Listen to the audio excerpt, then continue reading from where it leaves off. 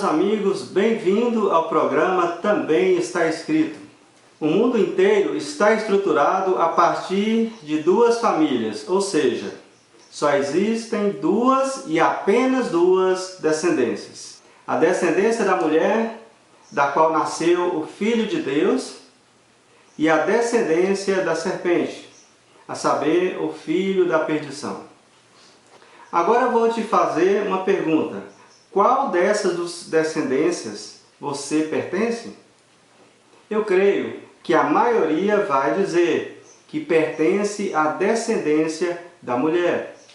Essas duas descendências representam os dois caminhos a serem escolhidos, a saber, o caminho largo, o caminho estreito, o caminho da obediência e o caminho da desobediência, o caminho da luz e o caminho das trevas, o caminho das ovelhas e o caminho dos cabritos, o caminho da mentira e o caminho da verdade, o caminho da vida eterna e o da morte eterna. Não existe, portanto, uma terceira escolha. Ou você escolhe o caminho da vida ou o caminho da morte. Acontece que o caminho da vida é muito estreito. Por quê?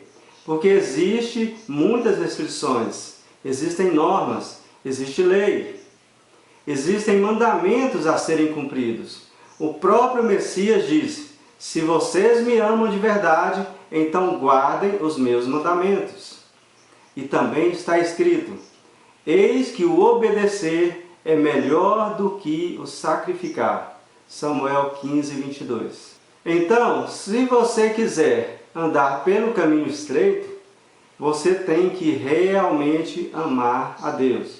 Somente quem ama de verdade é capaz de suportar grandes obstáculos. É capaz de renunciar suas próprias vontades para satisfazer a quem ama. É como Paulo disse: já não sou eu quem vive, mas o Filho de Deus vive em mim. E agora, porque o Filho vive em mim, já não faço o que eu quero, mas realizo as obras do meu Mestre. E assim, dia após dia, vou aprendendo a rejeitar o mal e detestar a injustiça. Já o caminho da morte é relax, ou seja, é relaxado. Nesse caminho é mostrado que é preciso apenas aceitar a Cristo, frequentar uma igreja e cuidar em devolver para o Deus deles os dízimos e as ofertas, os pactos, os patrocínios e etc. Criou-se um sistema que correlaciona os interesses pessoais e egoístas entre falsos profetas e lobos devoradores e também entre falsos adoradores e ovelhas interesseiras. Nesse caminho, o caminho da morte, já não há necessidade de guardar a lei de Deus. Muitos segmentos deles argumentam que a lei de Deus fora abolida e dizem: nada de lei, nada de mandamentos. Não precisamos fazer absolutamente nada. Agora só basta aceitar ao Deus Filho e dizem também: não precisamos fazer nada. A salvação é de graça. E alguns líderes dizem ainda: sim, a lei do nosso Deus ainda vale, mas aquele ali foi abolido, aquele outro ali o povo não gosta de ouvir, vamos mudar. E assim, para os devoradores, para o caminho largo, o importante não é a verdade em si, mas a quantidade de pessoas em seus templos é que é relevante.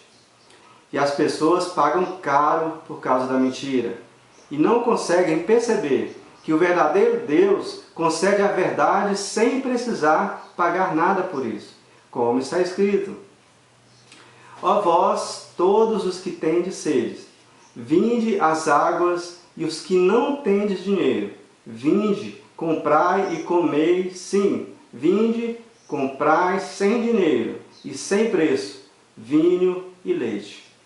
Isaías 55:1. Preste atenção no que vou falar agora. Será que a salvação é realmente de graça? Em verdade vos digo, é o caminho da perdição que é de graça. Eles argumentam, conhecer a Deus? Impossível. Obediência? Não sou santo, sou pecador. Eu sou dizimista, dou ofertas, ajudo na obra. Aliás, uma pergunta, você ajuda na obra de quem? Para você se perder, é só não fazer nada ou fazer algo errado, mesmo pensando que era o certo. Não está escrito isso? Que muitos seriam enganados? E por que foram enganados? Porque não conheceram ao verdadeiro Deus e ao Filho amado. Em verdade eu vos digo que o caminho da perdição, sim, é de graça. Agora, o caminho da vida, que é a salvação, tem um preço. E esse preço não se trata de dinheiro, porque se fosse dinheiro, aí sim, seria muito barato, seria muito fácil, seria de graça. Mas não, ao contrário, o caminho da vida é muito caro, como também está escrito. Difícil é o caminho que leva para a vida, e quão poucos os que entram por ele. Mateus 7, 13 e 14.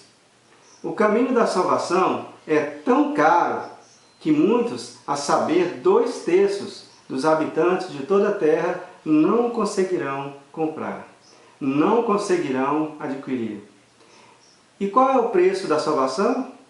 Por causa do seu amor, Deus doou o seu Filho amado para nos recomprar da escravidão do pecado. Agora, o preço que o homem precisa pagar para obter a salvação consiste em 2 pilares. O primeiro pilar, ser amigo de Deus. Ora, para você ser amigo de Deus, você precisa conhecer a Deus e ao seu Filho, como também está escrito.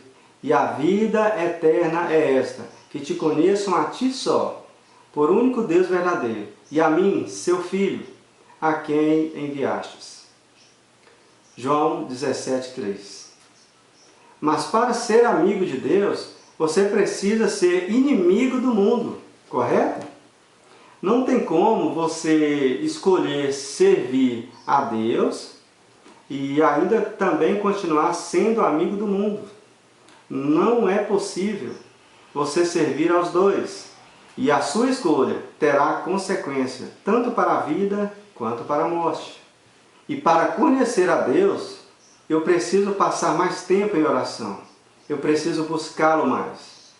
Só que a maioria das pessoas não tem mais tempo para orar, para se dedicar a aprender mais sobre Deus. Os cuidados e os interesses dessa vida lhes tomam muito tempo. Não é mesmo? O segundo pilar é a obediência. Agora, essa amizade fará com que você o obedeça incondicionalmente, por amor, não mais por interesse, em ser recompensado por isso, mas simplesmente por amor. Através do seu Filho, Deus proclamou: se me amais, obedecereis aos meus mandamentos. João 14:15. E o Filho diz ainda: se obedecerdes aos meus mandamentos, permanecereis no meu amor. Do mesmo modo que eu tenho obedecido aos mandamentos de Deus e permaneço em seu amor. João 15:10. Quanto mais você andar com Deus, mais amigos vocês serão. Quanto mais você se dedicar em buscá-lo, mais unidos se tornarão. Se você realmente conhecê-lo e obedecê-lo por amor, será reconhecido como filho, e como filho terá parte na herança prometida aos eleitos antes mesmo da fundação do mundo. Agora, quanto àqueles que não se empenharam em conhecer a Deus e ao seu Filho amado, naquele dia grandioso, também não serão reconhecidos. E a resposta será: eu não vos conheço. Então, Não vos engane, aquele que conhece o verdadeiro Filho de Deus, também conhece a Deus, pois como também está escrito, quem tem o Filho tem a vida, quem não tem o Filho de Deus não tem a vida. 1 João 5,12. Portanto, devemos amar e obedecer. Amar exige conhecimento de Deus. Obedecer exige renúncia. E verdadeiramente, para renunciar nossa própria vontade e colocar a vontade de Deus em primeiro lugar, precisamos amá-lo de todo o nosso coração, de toda a nossa alma, de todo o nosso entendimento. Porque só vai obedecer aquele que realmente ama. Que o nosso Deus preencha os nossos corações com o seu amor. E assim possamos conhecê-lo, para que tenhamos capacidade de amá-lo e obedecer. Pois também está escrito, eu amo os que me amam. Provérbios 8,17. Que o nosso Deus te abençoe e te guarde, e faça resplandecer o seu rosto sobre ti, e tenha misericórdia de ti. Que o nosso Deus ainda sobre ti levante o teu rosto e te dê a paz. Se você tiver ouvidos para ouvir, ouça.